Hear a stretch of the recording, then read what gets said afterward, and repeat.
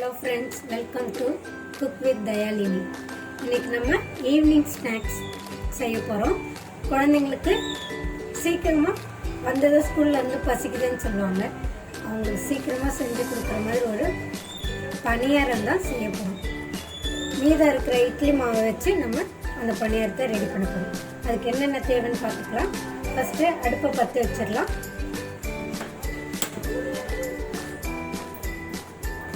கடாய் வச்சிடலாம். கடாய் சூடாகிட்டோம்.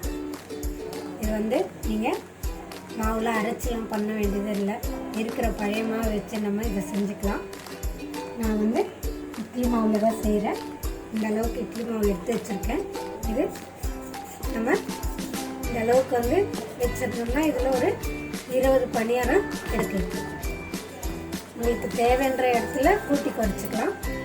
நான் இப்போது கொஞ்சமாக தான் செய்கிறேன். அதுக்காக நான் இந்த அளவுக்கு மாவு ஃபஸ்ட்டு பணியாரம் செய்கிறதுக்கு அதில் போட வேண்டியதெல்லாம் தாளித்து எடுத்துக்கலாம்.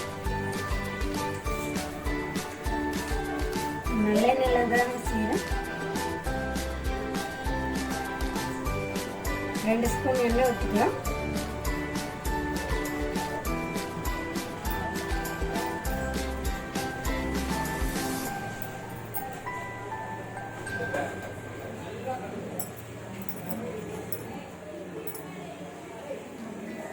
எண்ணெய் சூடானதும் 1/2 ஸ்பூன் கடுகு போட்டுக்கலாம். கடுகு நல்லா பொரியட்டும். இந்த ஸ்நாக்ஸ் ஈஸி அண்ட் ஹெல்த்தியானது. இதை குழந்தைங்களுக்கு நல்லா வயிறு நிறைய கொடுக்கக்கூடிய ஒரு ஸ்நாக்ஸ் தான் இது. இதை நீங்கள் பெரியவங்களும் சாப்பிடலாம், சின்னவங்களும் சாப்பிடலாம். இது கூட ஒரு சட்னியோ இல்லை சாஸோ ஏதாவது வச்சு கொடுத்தீங்கன்னா குழந்தைங்க சீக்கிரமாக சாப்பிட்டு முடிச்சிடுவாங்க. கடுகு நல்லா பொரியட்டும். பொரிஞ்சதும் 1/2 ஸ்பூன் உளுத்தம்பருப்பு போட்டுக்கலாம். 1/2 ஸ்பூன் கடலைப்பருப்பு போட்டுக்கலாம்.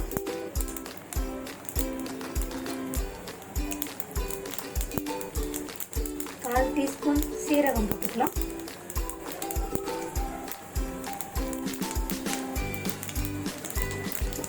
இப்போ சிம்மில் வச்சுக்கோங்க. மீடியம் வச்சு கிழக்க வச்சுக்கலாம்.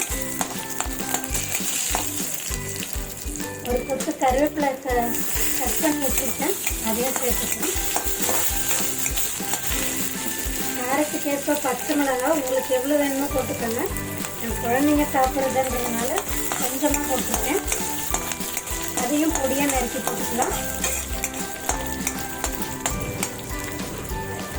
ஒரு வெங்காயம் சைஸ் சின்ன வெங்காயம் பொடியை எடுத்து நறுக்கி வச்சுருக்கேன். இந்த அளவுக்கு நறுக்கி வைக்கோங்க. அதையும் சேர்த்துடலாம்.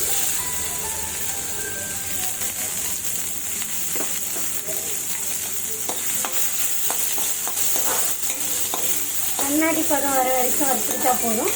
ஏன்னா நம்ம மறுபடியும் அதை குழி பணியார இதில் போட்டு நம்ம சுற்றி எடுப்போம். அதனால் அதெல்லாம் வெந்துடும். இதில் 3/4 பதம் வெந்தால் போதும் வெங்காயம்.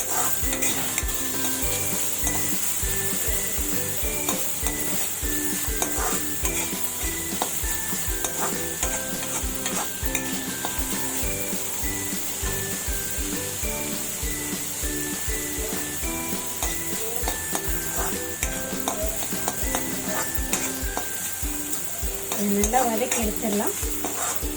எடுத்து அந்த பாத்திரத்துக்கு மாற்றிடலாம். மாவில் ஏற்கனவே உப்பு போட்டிருக்கேங்க. 1/2 ஸ்பூன் உப்பு போட்டிருக்கேன். இந்த வெங்காயத்துக்கு தேவையான கொஞ்சம் உப்பு போட்டுக்கிறேன். உங்களுக்கு எந்தெந்த இடத்துல உப்பு தேவையோ கூட்டி குறைச்சி போட்டுக்கோங்க. அதே மாதிரி காஞ்ச மிளகாய் கிள்ளி போட்டு தாளிச்சிக்கலாம். அதுக்காக தான் நான் பச்சை மிளகாய் போட்டிருக்கேன். அது பொடியாக நறுக்கி போட்டிருக்கேன். இந்த அளவுக்கு இருந்தால் போதுங்க. இதை நம்ம அப்படியே மாவில் மிக்ஸ் பண்ணிடலாம்.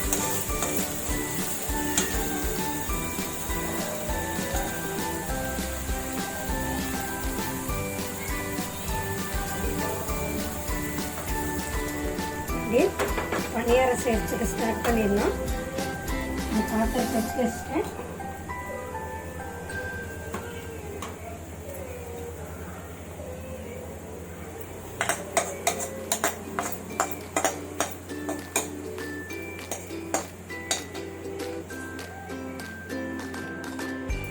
இந்த மாதிரி மாவில் போட்டுக்கலாம்.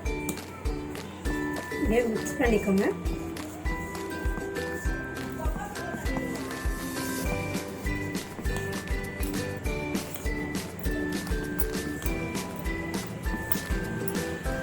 மாவோட திக்னஸ் இந்த அளவுக்கு இருந்தால் போதும். உங்களுக்கு கட்டியாக இருக்குன்னு தோணுச்சுன்னா கொஞ்சம் தண்ணி விட்டுக்கோங்க. அவ்வளோதாங்க. பனியார சட்டி காஞ்சிருச்சு. அதில் வேண்டிய எண்ணெய் விட்டுக்கலாம்.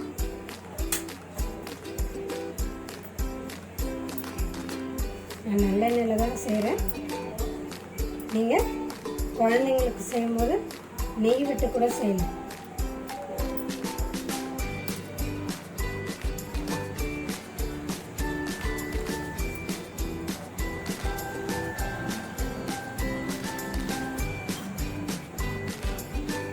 கடைசியாக இதில் கொஞ்சம் பெருங்காயம் சேர்த்துக்கலாங்க. சேர்த்து அதையும் மிக்ஸ் பண்ணிக்கலாம்.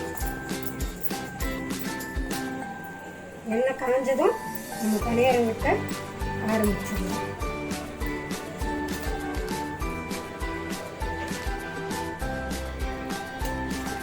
அவ்வளோதாங்க, எண்ணெய் காஞ்சிருச்சு. நம்ம இப்போ மாவை விட்டு பனியாரம் விட்டுறோம். உப்பு சரியாக இருக்கான்னு பார்த்துக்கோங்க.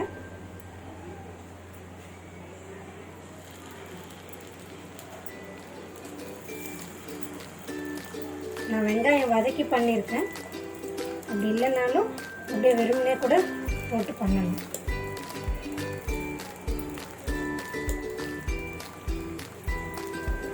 அடுப்பு சிம்மிலேயே இருக்கட்டும்.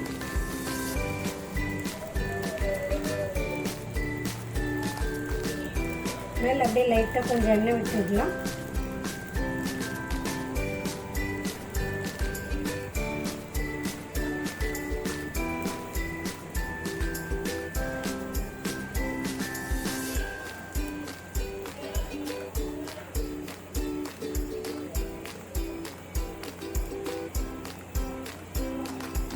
மேலே இருக்கிற மாவுகள்லாம் கொஞ்சம் வெந்த மாதிரி இருக்கும்.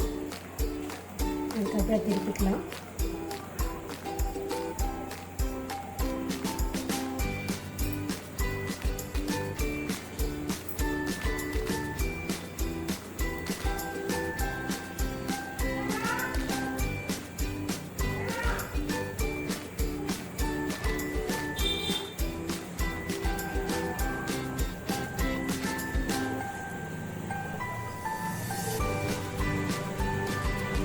இந்த பணியாரத்துக்கு சட்னி, தேங்காய் சட்னி, கார சட்னி, வேர்க்கடலை சட்னி, புதினா சட்னி, அவ்வளோதாங்க. வெந்திருக்கு. நம்ம திருப்பி விட்டுடலாம்.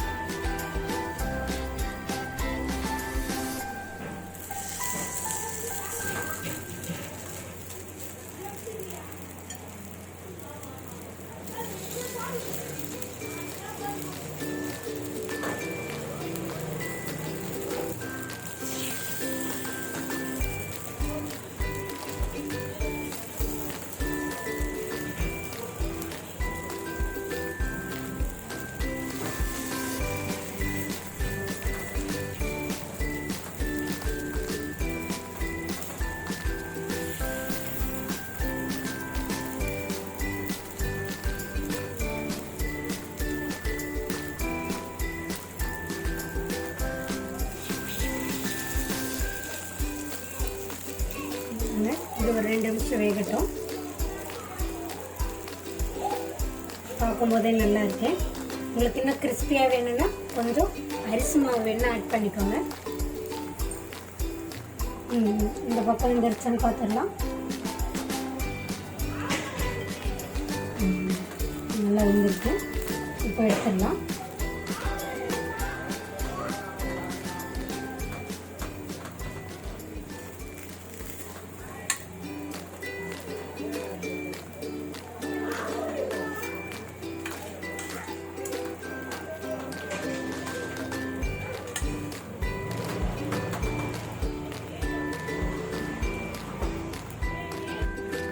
மறுபடியும் ஊற்றி எடுத்துக்கலாம்.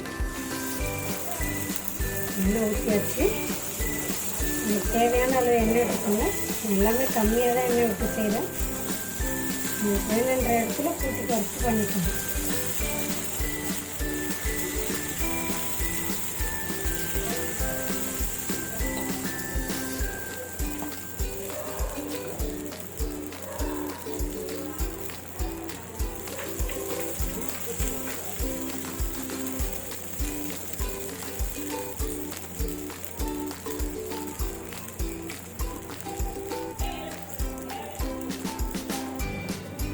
அவ்வளோதாங்க, திருப்பிக்கலாம்.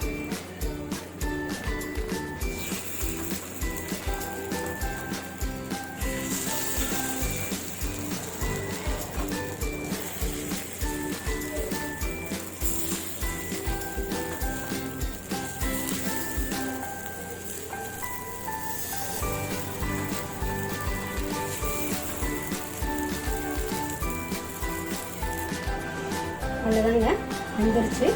நம்ம இதே எடுத்து பாத்திரத்துக்கு மாற்றிடலாம்.